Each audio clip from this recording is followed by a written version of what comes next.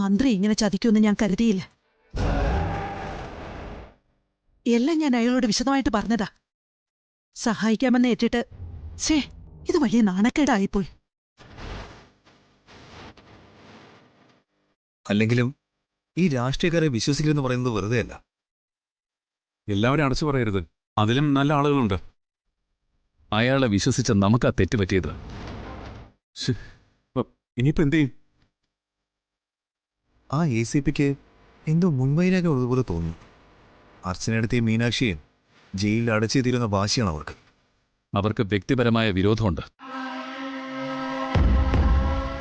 അത് പക്ഷേ അർച്ചനയോടോ മീനാക്ഷിയോടോ അല്ല, എന്നോടാ. നിന്നോടോ? നിന്നോടെന്താ അവർക്ക് ഇത്ര വിരോധം? അതിന് നീ അവരോട് എന്ത് ചെയ്തു? നിങ്ങൾ തമ്മിൽ എന്തെങ്കിലും മുൻപരിചയമുണ്ടോ? ഉണ്ട്. IPS ട്രെയിനിങ്ങിന് ഞങ്ങൾ ഒരുമിച്ചായിരുന്നു. അന്ന് ചില പ്രശ്നങ്ങളും ഉണ്ടായിട്ടുണ്ട്.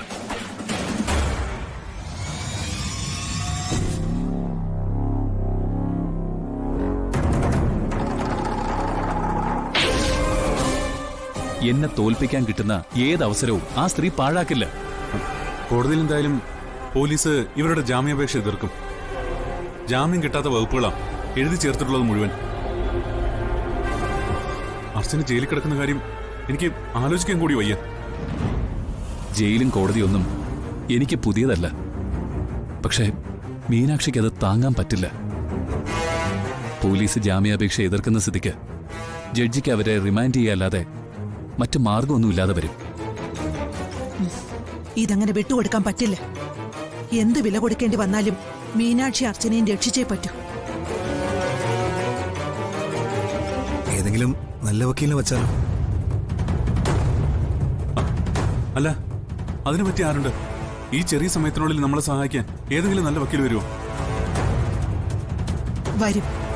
നല്ല ഒന്നാം തരം വക്കീല് വരും. അറസ്റ്റ് രേഖപ്പെടുത്തിയാൽ 24 മണിക്കൂറിനകം കോടതിയിൽ ഹാജരാക്കണമെന്നാണല്ലോ നിയമം. അത് തെറ്റിക്കാൻ ഈ ACPക്ക് പറ്റില്ലല്ലോ. അവിടെ നിന്നും ഒരു പൂ പറിക്കുന്ന ലാഘവത്തോടെ അവരെ ഇറക്കിക്കൊണ്ടുപോരാൻ പറ്റുന്ന ഒരാൾ എന്റെ കയ്യിലുണ്ട്. ഞാൻ വിളിച്ചാൽ ഏത് പ്രതിസന്ധിയിലും എന്നെ സഹായിക്കാൻ അയാൾ വരും. മുത്തശ്ശിക്ക് അത്ര വിശ്വാസമുള്ള ആളാണ്.